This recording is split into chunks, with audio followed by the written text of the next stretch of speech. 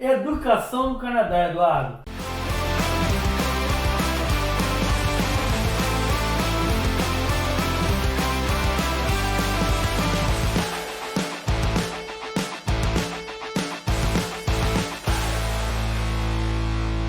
Você é psicólogo, Só. meio que se especializou na área de psicopedagogia por ter lidado por muito tempo com crianças, né, com jovens, adolescentes em grandes escolas de São Paulo, e acho que é um tema que você domina bem. Vamos lá? O que temos de bom nessa história? Como é que funciona a educação básica no Canadá? Isso. Do kindergarten até o final da vida. Vamos falar dos nossos clientes, então, porque eu acho que a maioria dos nossos clientes estão buscando que os filhos vão para uma escola de educação de alta qualidade e que seja pública. Eu acho que isso encanta o brasileiro também, acho que todo mundo, né? De ter uma educação boa, de qualidade pública, que é isso que as pessoas estão buscando. Bom, para o pessoal entender, né, a educação aqui no Canadá, eu não acho que não é diferente do Brasil. Você vai ter nos primeiros 4 anos, depende aí da província, se é 4 ou 5 anos, você vai estar no kindergarten, né, no jardim de infância. E isso nas províncias do Canadá, normalmente, né, que tem muita diferença de províncias aqui na educação, mas elas são privadas, né, não é público quando é creche, né. Em Ontário... Creche é antes de entrar no jardim 1 e jardim 2, vamos colocar assim, que é o kindergarten, é o senior e o junior. Em Ontário, com 4 anos, você já entra no kindergarten, no Quebec, aqui em British Columbia, com 5, né? Mas você vai ter ali essa creche que é privada, né?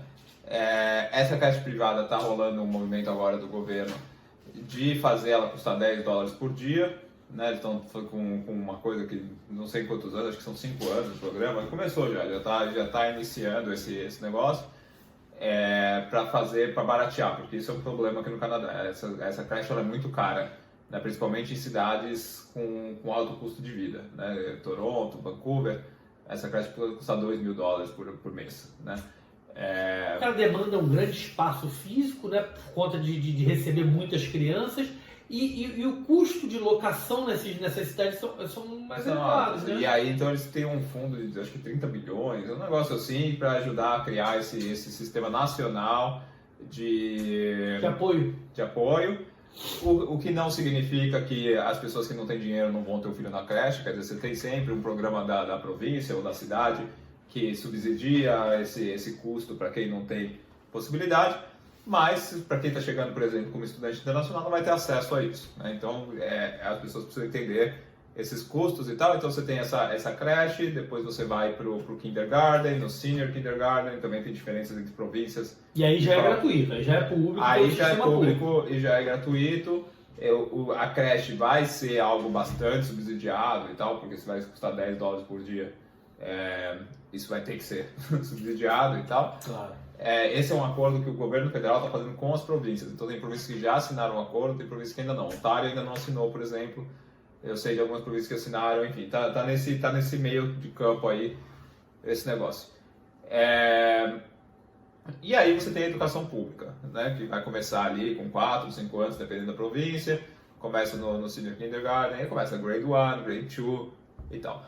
O que é interessante dentro da educação pública, que eu acho que pouca gente conhece aqui no Canadá, ou quem está no Brasil não vai saber, que você tem, como o Canadá tem 2 línguas, né, você tem o francês e o inglês, você vai ter escola pública em francês e escola pública em inglês, né? Então essa é uma primeira decisão que os pais vão ter que fazer, se quer que o filho estude numa escola francesa ou inglesa. E uma outra decisão que existe é você ter a escola católica e a escola não católica, a escola laica, né? Então você tem todas essas habilidades aí. Então você pode encontrar uma escola católica francesa, uma escola laica francesa, uma escola inglesa francesa. Tudo isso vai ser gerido pelo school board, né, daquela região. Então você tem um school board que é separado da prefeitura, que é separado do estado, que é quem toma conta das escolas, né? O school board, cada seria school board... uma espécie de gestão desses temas que você está colocando. É o TDSB lá de Toronto, por exemplo? Isso, o TDSB é o Toronto District School Board. Aqui em Richmond tem o Richmond School Board, em Vancouver vai ter o Vancouver School Board. Você tem o Vancouver School Board, mas o School Board, nesses exemplos que a gente está dando, coincide com a cidade, mas nem sempre coincide com a cidade. né? E o school board das escolas francesas é diferente da escola inglesa. Né? Então você tem um school board que administra, que contrata professor, contrata principal, né? O diretor da escola, demite, toma conta da manutenção da escola. Isso tudo é o school board que faz, não é exatamente a prefeitura. Sim. Mas enfim, e é onde você vai registrar o seu filho. Quando você for matricular teu filho numa escola, você chegou no lugar e tal, você vai no school board para matricular. Por exemplo, você tem aqui tem uma região chamada Okanagan Valley, e você tem o Okanagan School District e tal, que toma conta de alguns municípios. Então nem sempre o school board consegue... É só de uma única cidade. Às vezes tem algumas cidades, às vezes uma mesma cidade pode ter mais um school board. Na região de Mississauga, lá perto de Toronto, é a Peel Region. Exato, que congrega São toda... quatro municípios ali juntos. Mississauga, Hamilton e tal, a Oakville. É tudo Peel, né? E em cima de Toronto onde é Markham e tal, tem a York School District também. Então, enfim, você tem essas questões aí, que são umas questões mais burocráticas, nem vale tanto a pena falar, mas é interessante saber que você vai no school board para matricular o teu filho, né? E esse é o negócio. E aí você tem diferenças entre as províncias também na progressão do aluno, né? Então, por exemplo, aqui em British Columbia vai até o 7º ano o ensino fundamental, o 8º já é high school. Em Ontário é no 9º que começa o high school. Sim, né? Em Ontário e no Quebec nós temos 4 anos de high school. É o 9º, o 10º, 11º e 12º. Aqui são 5. 5 anos de high school aqui em British Columbia. Exato. Pô, então, excelente curiosidade, eu não sabia disso. Então você tem diferenças entre as províncias. Enfim, aí o aluno vai entrar nesse sistema. E aí tem, por exemplo, meus filhos estão numa escola francesa em Toronto. Essa escola francesa que ele estudou, você só podia entrar no 1º ano. Tem aqui em British Columbia 6 escolas francesas que você pode entrar no 6º ano. Né? Enfim, você tem várias possibilidades aí, cada lugar vai ter a sua estrutura. Né? Então, já que você está falando das escolas francesas, deixa eu fazer uma pequena observação em relação ao meu filho. Acho que atende muito a clientes nossos que estão chegando no Quebec. O meu filho foi alfabetizado em Toronto, em inglês, e tem um inglês completamente fluente, lê e escreve muito bem. E chegou em... Ele está no 3º agora. Grade 3, ele foi o último ano dele em Toronto. E quando ele chega para iniciar no Quebec, que ele veio transferido, ele fez uma entrevista em francês. E ele não foi bem, obviamente, que o francês que ele aprendeu em Ontário é aquele francês, por estudar numa escola inglesa, é aquele francês rudimentar, mais simples, mais raso. Resumindo, ele passa por uma etapa chamada Welcome Class. É como se fosse uma francização para os pequenos, né? para a gurizada, onde você vai aprender o idioma, vai aprender matemática em francês e a história do Quebec, e educação física, e a história do Quebec. Quando ele se prepara ali, que vai de 4 meses a 1 ano, tá? Vai depender do desempenho de cada aluno, de cada estudante, aí ele é jogado para uma escola regular, que é onde ele vai dar um programa dele normal, já regular, em francês. Entendi. Tá? E aí, eu acho que uma pergunta que me fazem muito, devem fazer muito pra você, é do tipo, como é que vai ser a adaptação do meu filho? As pessoas ficam preocupadas, claro, estão indo com o filho e tal.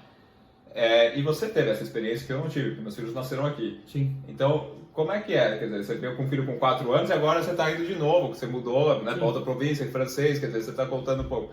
Como é que foi a adaptação do filho na escola? Meu filho com 4 anos, assim, foi relativamente tranquilo. Relativamente não, foi bem tranquilo. Ele com 4 meses, a gente participou de uma primeira reunião com a professora na escola. Ele já tinha domínio do idioma para aquela faixa dele, né, aquela faixa de idade dele.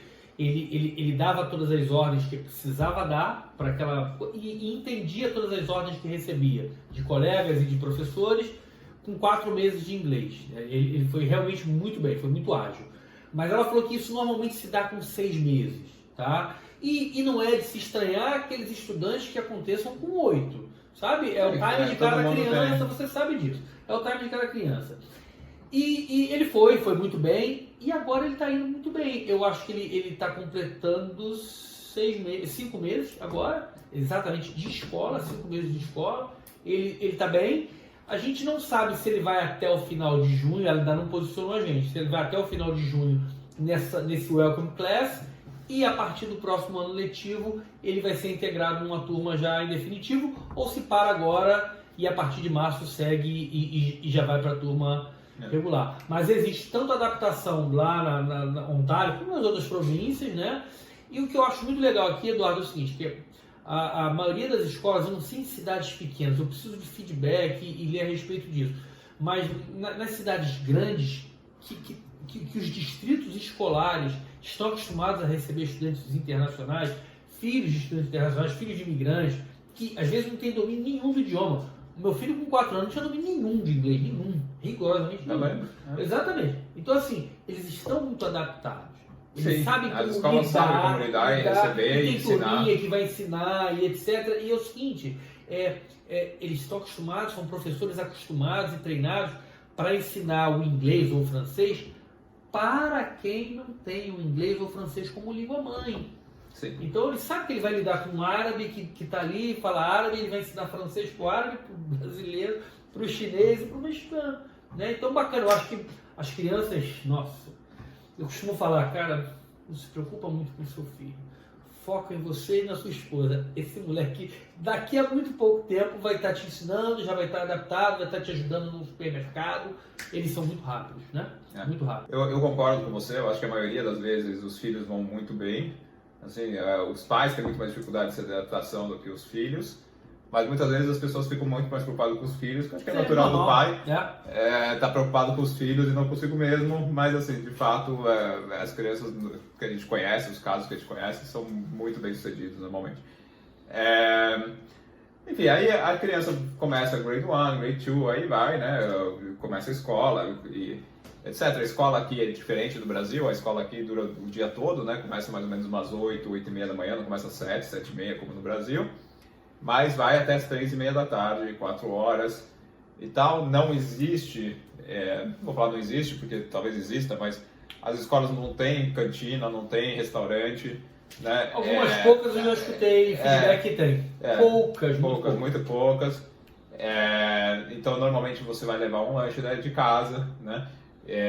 As crianças vão para a escola de school bus, é muito comum, não todo mundo vai de school bus, mas você tem o serviço de acordo com a distância, né? De ônibus escolar, que é aquele ônibus que você vê nos filmes, né? Bem aquele ônibus amarelinho, que quando o ônibus para, sai o negócio stop, todo mundo tem que parar o carro. A regra de Toronto era para crianças que residem a mais de 1.000 metros da escola, todos são elegíveis a aplicar para o school bus. Exato. A gente estava a 800 metros, a gente levava ele e buscava, né? Enfim, então você tem o school bus que faz esse transporte, né? E aí eu recebo muitas perguntas também, mas é das 8h30 às 3h30 da tarde, e como é que eu faço para trabalhar? Né? Como é que funciona esse negócio e tal? Então essa é uma pergunta que obviamente todo mundo faz, porque faz sentido e enfim, você tem programas antes e depois da escola, before e after school, para os pais que precisam deixar os filhos ou chegar mais cedo ou buscar mais tarde ou as duas coisas. Vamos destacar que esse serviço de before e after school, né, que você pode deixar o seu filho na escola mais cedo, se não estou enganado, a partir de 7h30 da manhã, eu me utilizei desse serviço, e quando a escola acaba às 3h30, isso é dentro da própria escola, tá? Dentro da própria escola. A partir de 3h30 da tarde, eu tinha um limite de até 6 horas da tarde para buscar o meu filho, e ele ficava ali sendo coordenado por profissionais de uma empresa, porque esse serviço de before e after school, ele é pago. Sim, tá? sim. Na escola que meu filho estudava em Toronto, era uma escola católica, eram $5 por dia, então $25 na semana, eram $100 por mês que a gente tinha de custo para poder fazer esse before e after school. Mas eu e Dani trabalhando, era um luxo, era um suar, era completamente necessário e eram $100 que eram infinitamente bem gastos, né? Achei barato. Enfim, então cada escola vai ter uma regra, é normalmente terceirizado mesmo e você paga isso por fora. Não é todo mundo que se utiliza do serviço, se você precisa, ninguém vai deixar de trabalhar porque teu filho sai às 3h30 da escola. É isso. E assim que a vida funciona aqui.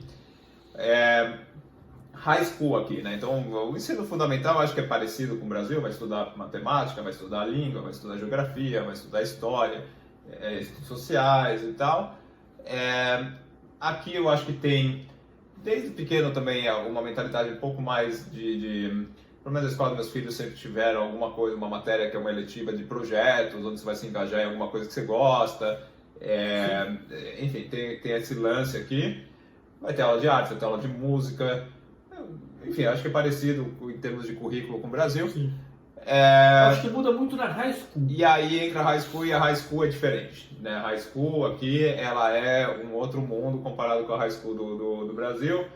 Pelo menos no nosso tempo, eu sei que o Brasil também mudou o high school ultimamente. Não, Eduardo, segue. O Brasil é muito conteudista. Sim. A gurizada tem 15 matérias no ensino médio do Brasil. Não, mas teve uma reforma agora, em 2018 e tal, que eu não sei o tá, quanto teve uma reforma do ensino médio que teoricamente ia ficar mais parecido com o Canadá. Eu li essa reforma um pouco, me interei um pouquinho dela.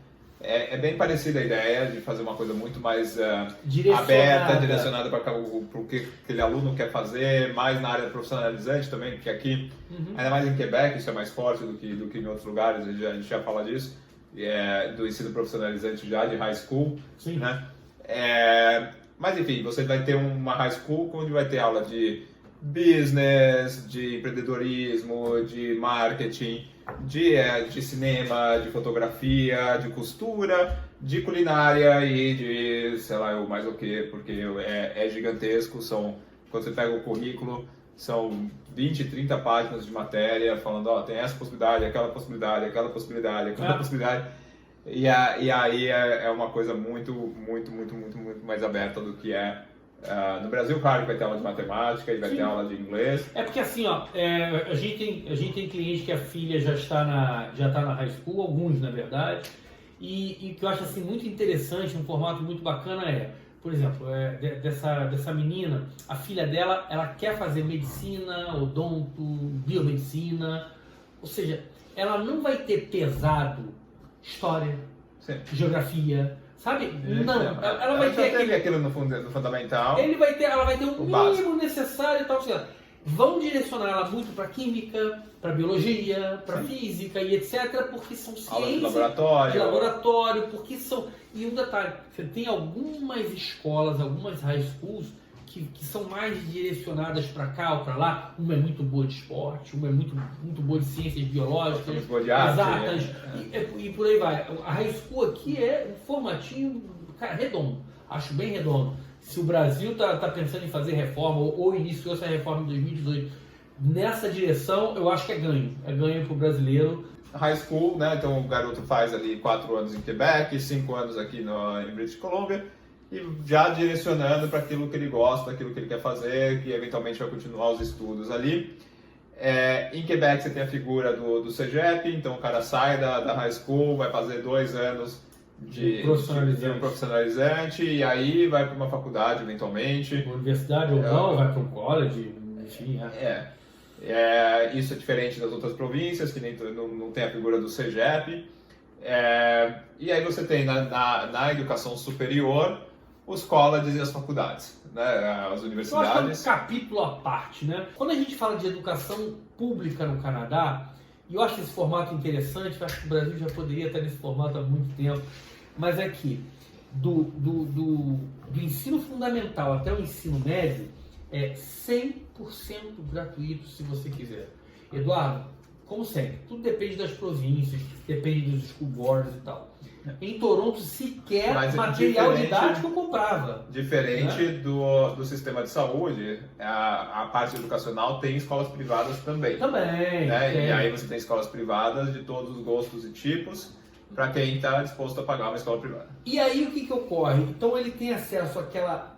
Eu acho que todos podem partir de uma mesma base, né? De uma escola pública de qualidade, de muita qualidade, embora tenha algumas coisas privadas, tem algumas instituições privadas, e acaba na high school. A partir dali, seja canadense, residente permanente ou estudante internacional, né? Porque o residente permanente e o canadense tem subsídio do governo porque os pais pagaram impostos uma vida toda. O estudante internacional paga a tuition cheia. Aí entra a história do college, da universidade, que é um capítulo à parte. Aí é aquele universo que a gente conhece, que a gente está acostumado a lidar. Mas essa educação do fundamental até o final do ensino médio no Canadá é algo assim de brilhar os olhos, e você vê como é que o Canadá trata com primazia essa etapa da vida dos seus jovens, né? Sem dúvida nenhuma. E parte do nosso país. Sim, e aí as pessoas partem do mesmo ponto, né? Ou muito semelhante. Tem uma largada muito próxima. Muito próxima, e isso faz com que o país é o país, né? É isso que leva a educação faz o Brasil ser o Brasil, e faz o Canadá ser o Canadá, e faz a Noruega ser a Noruega, e faz a África do Sul ser a África do Sul. É isso. Então o país oferece qualidade, educação de qualidade. Se você pegar qualquer ranking aí de educação, você vai ver o Canadá sempre ali nas primeiras posições em leitura, em matemática e tal.